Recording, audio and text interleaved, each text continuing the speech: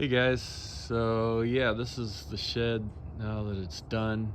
I'm gonna do some kind of a skirting along the bottom here. But other than that, I got the door in, the siding, everything's trimmed out.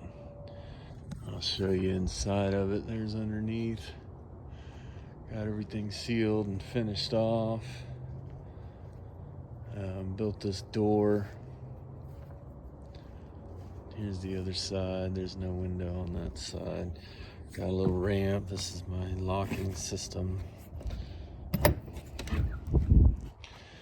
Here's the door that I built. And then so yeah, inside I've got this side with all my mowers and crap. And I built this little wall here. It's just like 2x6 fencing that I had left over. And then I built a little shop area in here. That I've got my stuff hung up, just starting to get it put in now. But anyway, this is my CNC router. That's it.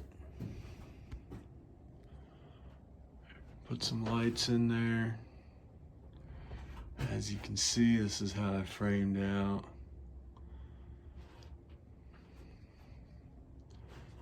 So, yep, nice to have.